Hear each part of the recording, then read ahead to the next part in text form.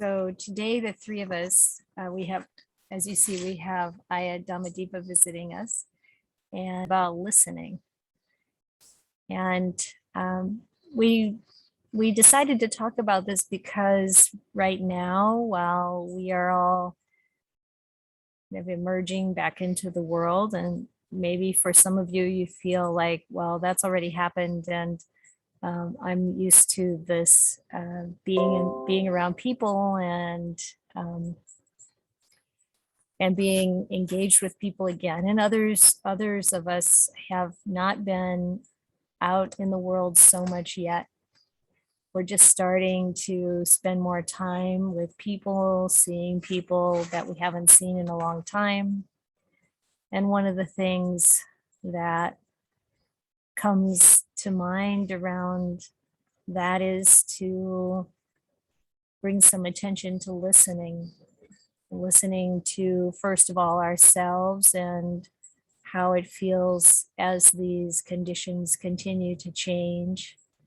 I know for myself, walking around in town, around maybe sometimes having a mask on, sometimes not having a mask on, being around people who may or may not be wearing masks, and greeting people and being greeted on the street, and then seeing friends, and actual hugging happens, and so, and it feels oddly strange sometimes.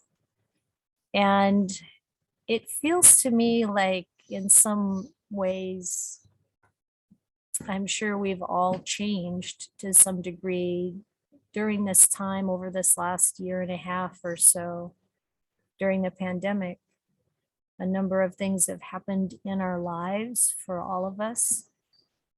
And when we are coming together again, we really don't know fully probably what other people have gone through.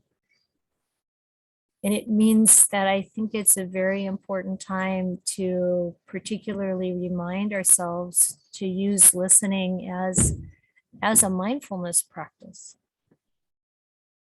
So one of the things that I noticed years ago actually was in listening, especially to someone who's got a lot to say, to like really bring out, that if I listen really carefully, mindfully, it's a lot like meditation. And of course, we want to listen not just to the words, but also to the feelings behind the words, and how people bring forth what they're experiencing or not, and seeing to the best of our ability and sensitivity, what's really happening with people, with the people we encounter. In this time of change for people, this kind of long period of a strange, different lifestyle, and many things that have gone, become different in people's lives. One of the neighbors is driving by.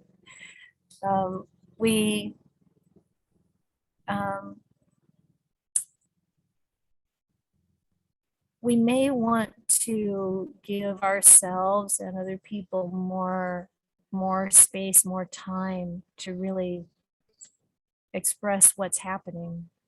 And I think it's important for us to reflect on what our assumptions might be, because so often we can have an idea of who someone is, what they are like, what they like and don't like, what their strengths and weaknesses are, and maybe that's changed. It's actually a good practice anyway, to have a sense of what our assumptions are, what we've decided about people. And then bring some flexibility around that and be willing to be with people and listen to them and observe more like it's the first time. And some of you have heard me say this before, the importance of seeing with fresh eyes. But I've also been thinking a little bit about the people that we don't see who are in our environment or that we sort of might be in contact with, but we really don't even look.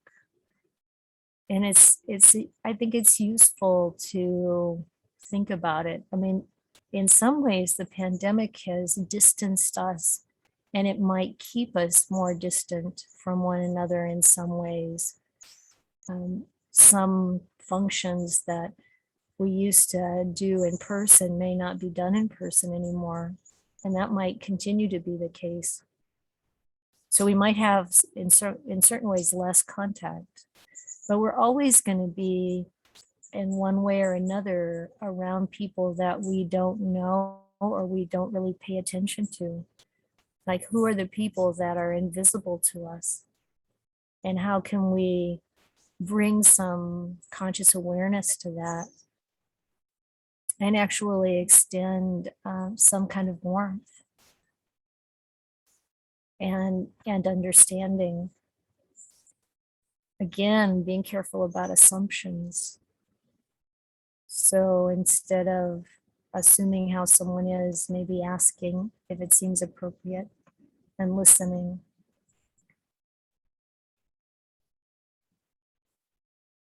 There's a story that we recently came across, or some of us have heard it before, but there was a monk at the time of the Buddha who was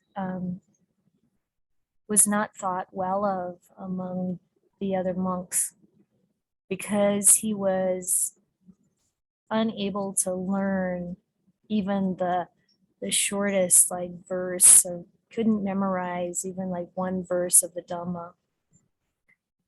And I thought I would read his story to you, because sometimes, you know, even in a group, we can, as a group, kind of make a decision about someone, and without even being aware, we could be wrong, and we could be contributing to something that hurts, especially as we think about the kind of deep divisions we have in our culture right now around views and opinions. So this is the story of the Arahant Chula Pantaka. And these are his words, and then the commentaries fill in a little bit more of the details. But he said, previously, I was very weak in understanding the Dhamma. Those days, I was greatly despised. Even my own brother excluded me from the monastery, saying, now you should leave and go home. Being excluded by my own brother, I was standing sadly at the gateway of the monastery. Still, I loved the path of the Buddha. The Blessed One came there, my great teacher, stroked my head, and taking me by the hand, the Blessed One led me into the monastery again. Indeed, the great teacher was compassionate towards me. The teacher gave me a piece of foot wiping cloth and instructed me to go off and focus my mindfulness well on that piece of white cloth. I took my great teacher's words into my heart. I practiced the Buddha's path diligently. I developed the one-pointedness which directly led me to the supreme goal, Nibbana.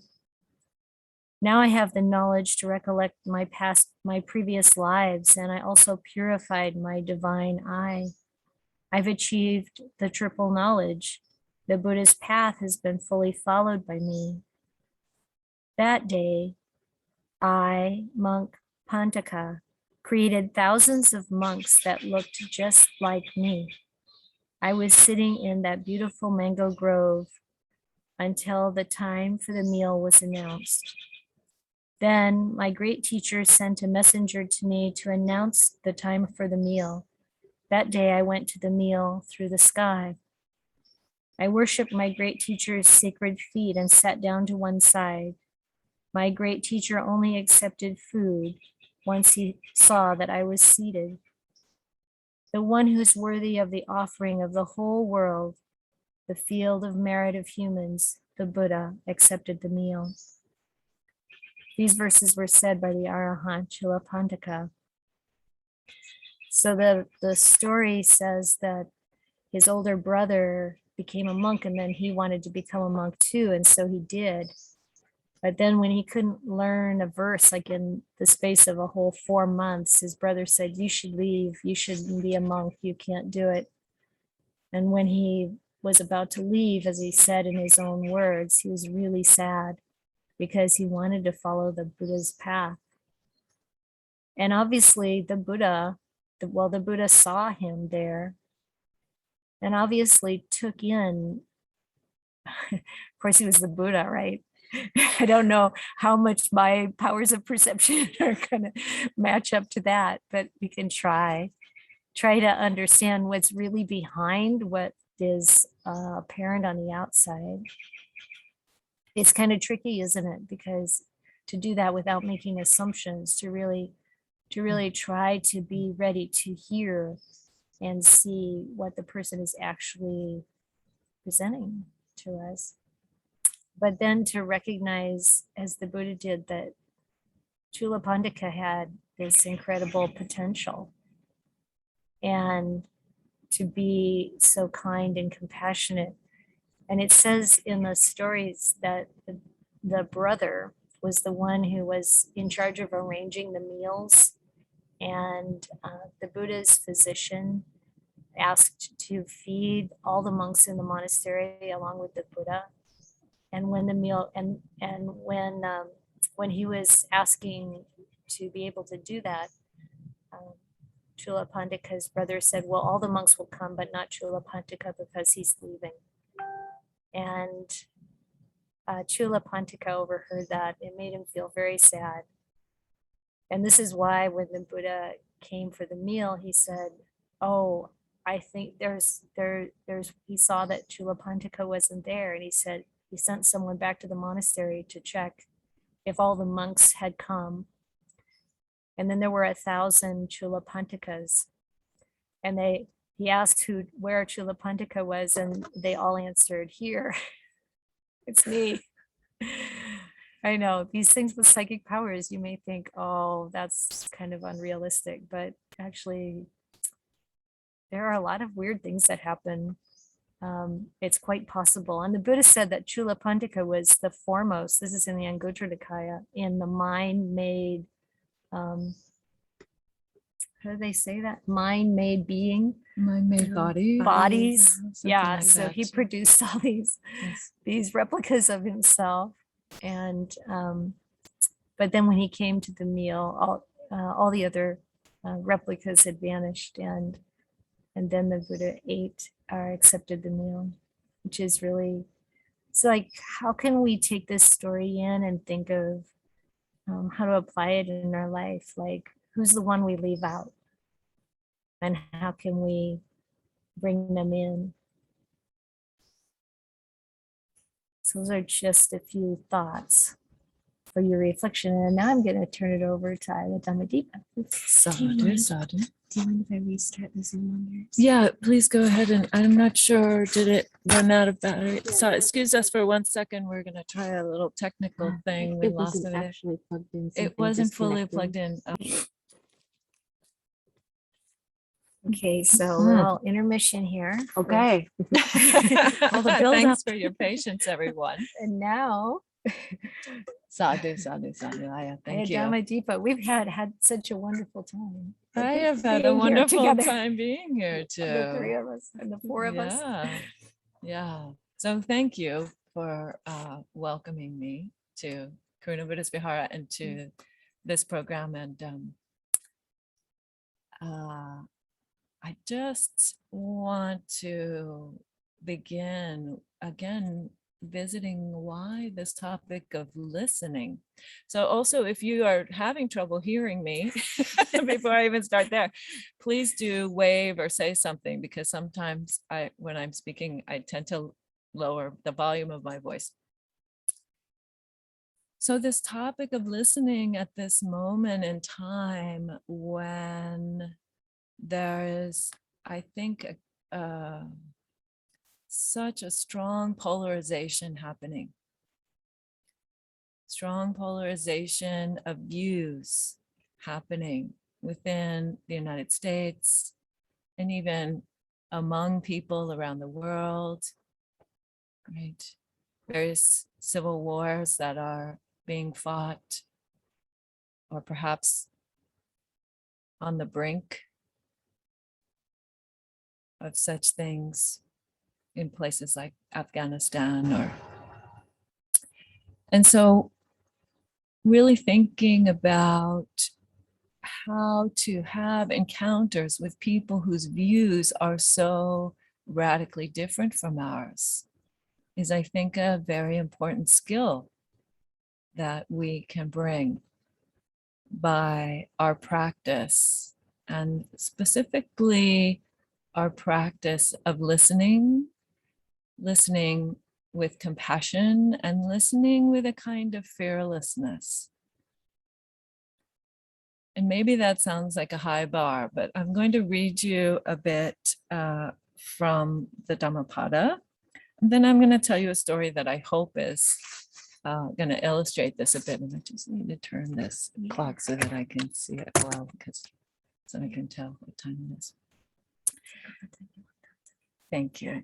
Thank you. Yeah, so this is just a little bit from the Just chapter, and this is Acharya Buddharakkhita's translation of the Dhammapada. There are, as many of you probably know, quite a few, many different translations. So feel free to look up your favorite one about the chapter of the Just. So the Buddha exhorts us by saying, not by passing arbitrary judgments does a man, so Venerable Buddharakkhita uses this word a man, and I'm going to go ahead and adjust for gender neutrality, and hope to be successful at that as I do that on the fly. So not by passing arbitrary judgments does a person become just. A wise person is one who investigates both right and wrong. One is not wise, so I'm skipping a verse there. And then one is not wise because one speaks much. One who is peaceable or peaceful, friendly, and fearless is called wise.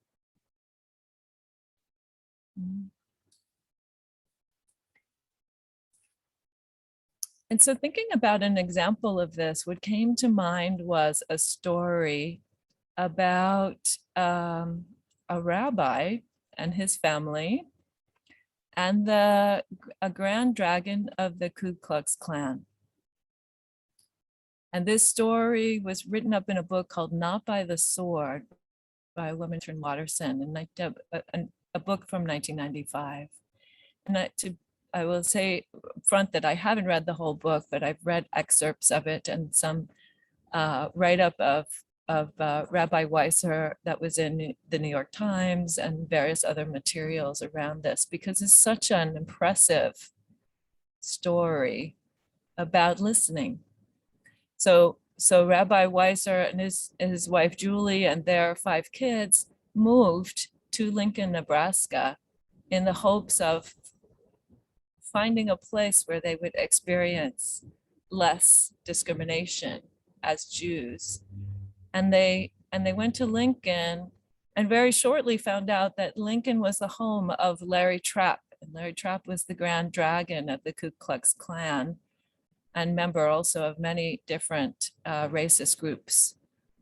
And he also lived in Lincoln. And so very shortly after they arrived, he or somebody who the police thought was him, Larry Trapp, called them at home and threatened them and said, you know, you'll regret moving here, you scum, and, you know, you're not welcome here, and sent them some Nazi materials in the mail, and basically started a campaign against them. And interestingly, then the way that the story is told is they had to think about what was an appropriate response to this, because they weren't going to be moving back to where they came from. And so they started learning more about Larry Trapp, actually. And Larry Trapp also had a radio show in which he was spreading a lot of, obviously, hate and fear. And so they would listen a little bit to Larry's radio show and actually call in an effort to fill up the phone lines so that other people couldn't call in and make racist comments. And they found out that that's illegal, actually. You can't really do that. So they stopped doing that. But what it did was that it put them in the position of listening to some of what was happening and some of what he was saying in the world. And so Rabbi Weiser called, actually, Larry Trapp at home and left a voicemail saying, you know, there's a lot of love in the world and you're not getting any of it. Because you're all about hate. Because you're all about hate. And so eventually they started actually calling each other. And they weren't necessarily having a great conversation. There was actually, so according to the stories, there was quite a bit of conflict in those early conversations. And yet somehow they were also hearing what was happening for one another. Because eventually then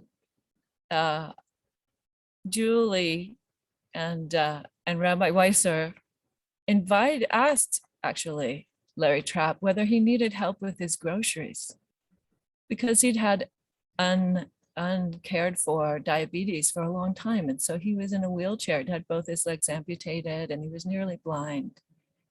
And that kind of stopped him in his tracks. And he said no at first, but eventually he did say yes. And so they stayed engaged with one another. Larry also had some instances of having a Vietnamese woman help him into the elevator in this way that really touched him. He said, brought him to tears at one point. One of his former nurses, wrote him a letter about Christian love. So he was also listening at some level. He was also listening, and he was being listened to by the people in his life. And in what is a relatively short period of time, he actually left the Ku Klux Klan. He wrote apology letters. He left all of the racist organizations he was involved with, and he started actually giving information to the police about how to work against the Klan. And he became such close friends with the Weisers and their family that toward the end of his life, he actually stayed with them for a bit. And they helped care for him toward the end of his life.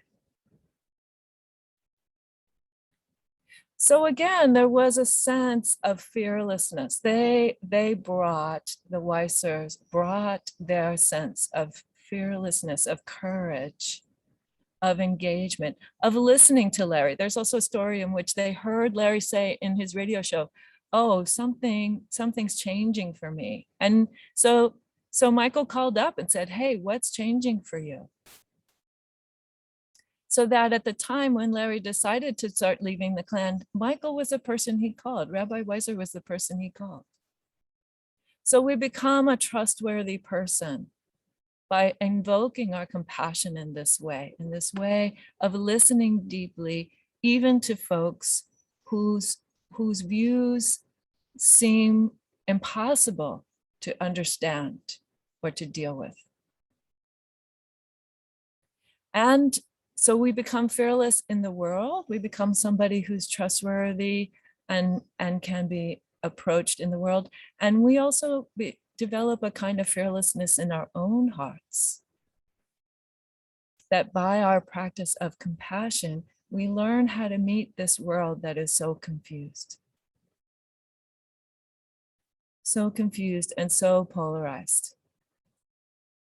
So I want to finish just by reading this little bit of the Dhammapada again, and then I'm going to turn it over for Ayya Cittananda to tell her part of listening. So again, this is from Dhammapada, the chapter on the just. Not by passing arbitrary judgments does a person become just, right? Like Larry Trapp, for example. Not by passing arbitrary judgments about others. A wise person is one who investigates both right and wrong. One is not wise because one speaks much.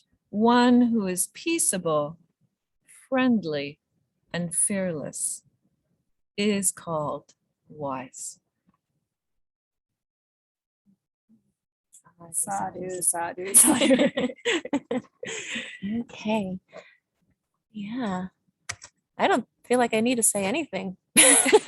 Those were great. Say something, You have the Ayya, important please. part. You, of course, yeah. Okay, I'm going to share the screen. After hearing about listening to each other and other people with compassion, pretty inspiring. I'm like all jazzed.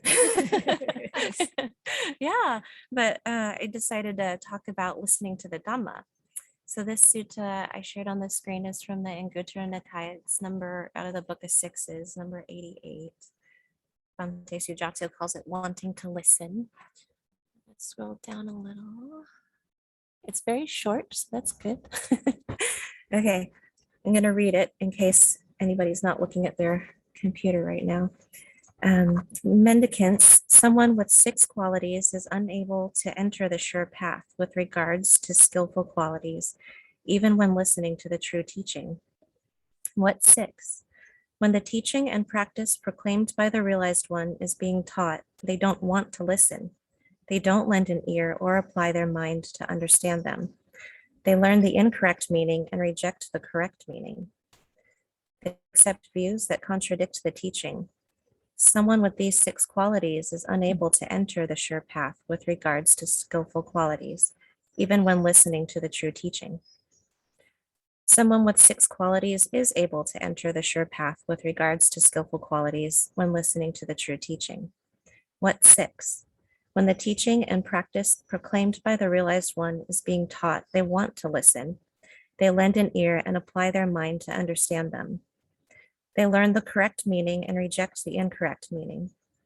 They accept views that agree with the teaching.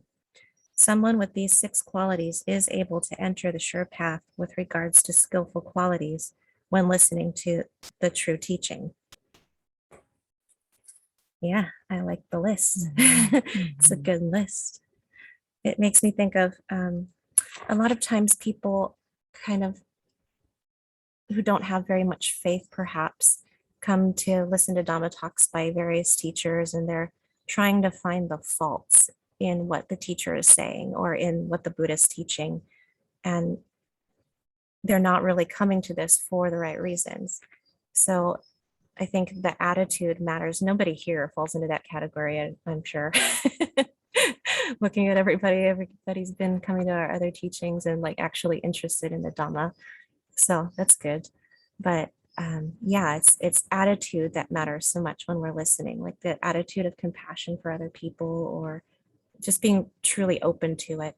And it's the same with the Dhamma. If you're coming to it for the right reasons, having that openness and wanting to hear it and wanting to learn and try to look at things in a way that is in accordance with the way things are instead of how we want them to be, perhaps. Like sometimes letting the defilements control what you're hearing instead of just being open and listening and thinking about it in terms of the teachings and other factors in the Dhamma. And yeah, along the lines of attitude while you're listening, it makes me think of when we were in Thailand, or they do this at the City of 10,000 Buddhas too. They'll play a Dhamma talk during chore time or during the meals or something. And so you're kind of half listening, kind of working, but I really like it. I feel like even though I'm not intensely listening to every word with all the reverence that is probably due when I'm not doing other things, having that touchstone like going on in the background for when my mind is wandering and I'm not being very mindful of whatever it is I'm doing, scrubbing the floor, or, my mind is wandering off. To have something playing that's Dhamma helps keep me grounded. So it's like, okay, come back to this, not, what I'm going to do in 2 weeks, or, whatever other topic is coming to mind, or like, can't believe that person left that over there. That's terrible. So having the openness to want to hear the Dhamma and be in touch with it, I think is really important, even when we're, maybe not, as this says, you want to like really be focused. So when you can't, just having the receptive attitude. That's all I got. Thank you. Yeah. Sadhu, sadhu, sadhu. Okay, so I think we'll stop sharing. Yeah. And turn to some meditation and let this whole idea settle in.